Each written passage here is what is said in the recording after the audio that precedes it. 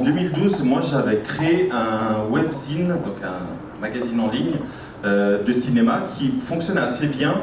On avait réussi à créer une communauté de 5000 personnes environ sur Facebook. Et je cherchais, moi, à côté justement de ma communauté en ligne, un moyen de faire rencontrer ces gens-là en vrai, comme dirait Mélina, en IRL.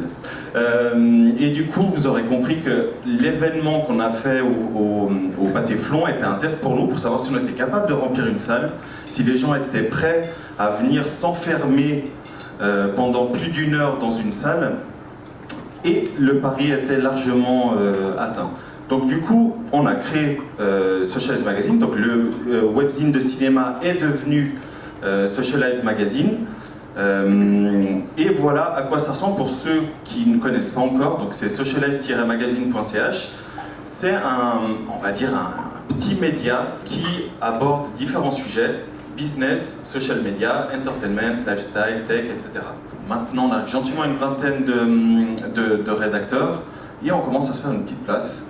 On est invité par pas mal d'événements, etc., à couvrir ces événements-là. Toute l'équipe, on a invité à aller à l'étranger vivre des expériences. On est invité au Paléo, par exemple, d'où la raison d'avoir fait une édition spéciale Summer Festival, parce qu'on a pu vivre le Paléo de l'intérieur, le Montreux Jazz et d'autres petits festivals. Et voilà le résultat obtenu. Un webzine, comme je l'ai dit tout à l'heure, c'est un magazine qui est publié sous la forme d'un site web sans partie imprimée. Donc c'est pour ça qu'on appelle ça un webzine. On pourrait très bien aussi appeler ça un magazine en ligne. Le webzine peut autant être publié par des amateurs que des journalistes professionnels, et il peut être gratuit ou payant. Et là, on se demande quelle est la différence entre un blog et un webzine, surtout que je sais qu'il y a des blogueuses. En fait, il n'y a pas tant de différence que ça entre un webzine et un blog. J'ai mis une phrase que j'aime bien, c'est très simple, c'est écrit: les sites web peuvent être des blogs et des webzines, mais les blogs et les webzines sont des sites web. Le webzine peut être un blog, mais un blog est un webzine. En résumé, vous viendrez après vers moi, je vous ferai un petit dessin. En résumé, la principale différence entre un webzine et un blog n'est pas tant au niveau de la ligne éditoriale, mais plutôt de la manière comment les blogs vont aborder les articles. C'est-à-dire que les blogs en général, ils vont parler à la première personne, ils vont parler de leur propre expérience, alors qu'un webzine, on va plutôt être dans un côté un petit peu plus, on va dire, d'info. Voilà la principale différence entre un webzine et un blog. C'est pour ça que les blogs sont forcément des webzines. Au niveau des webzines, en règle générale, c'est certainement un mot que vous allez voir de plus en plus, surtout maintenant que vous le voyez, vous verrez que vous allez vraiment le voir de plus en plus, soit sur Facebook ou dans d'autres articles. C'est vraiment quelque chose qui est en train d'arriver en force. Si on regarde en Suisse, je vous ai sorti juste 3 exemples. Je vous ai sorti un qui est régional, c'est Freestyle, qui est sorti il n'y a pas très longtemps et qui appartient à 7 infos. Donc ils ont créé Freestyle, qui est donc un webzine, donc c'est uniquement en ligne, il est juste imprimé de manière trimestrielle, mais c'est vraiment quelque chose qui vit quotidiennement en ligne. C'est une sorte de guide pour la région de Fribourg. Il y a Watson, qui est plutôt un webzine suisse-allemand qui est gentiment en train d'arriver en Suisse romande et qui est très réputé en Suisse allemande. Et il y a 20 minutes Friday, donc tout le monde connaît bien sûr 20 minutes, ils ont un quotidien, etc. Un exemple que j'aime beaucoup, si vous ne connaissez pas, je vous conseille vraiment d'aller suivre, c'est Combini.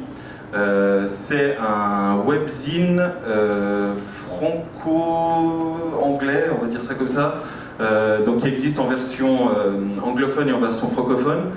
Il y a Le Bonbon, qui est un peu l'équivalent de Freestyle pour la région parisienne, et il y a bien sûr ce que tout le monde connaît, le Huffington Post, qui maintenant est considéré comme un média à part entière, mais à la base, il faut savoir que le Huffington Post, quand il a été créé en 2005, ça a été considéré comme un des tout premiers webzines. Parce que tous ces webzines, ce qu'ils ont en commun, et c'est ce que disait avant Mélina, c'est qu'ils ont voulu regrouper une communauté et parler à leur communauté. Aujourd'hui, les challenges des webzines, c'est non seulement d'être crédibles, mais surtout d'avoir une ligne éditoriale qui soit en adéquation avec leur communauté. Si vous n'écoutez pas votre communauté, que ce soit dans le cadre de webzine, que ce soit dans le cadre de ce que vous faites, une association, une fondation, ou beaucoup d'autres choses, vous allez perdre votre communauté. C'est pour ça que c'est essentiel de garder ce lien humain avec votre communauté. Donc vous pouvez garder le lien humain comme nous on l'a fait avec un webzine, et en parallèle avoir des événements, et il y a plein d'autres manières de garder un lien humain avec votre communauté. Après, bien entendu, pour tous ces webzines, nous y compris, hein, on y reviendra après, il faut pérenniser les webzines. Souvent, et ça je pense qu'on est tous passés par là, on est à fond, on est passionné par un projet, les 2-3 premiers mois on est au taquet.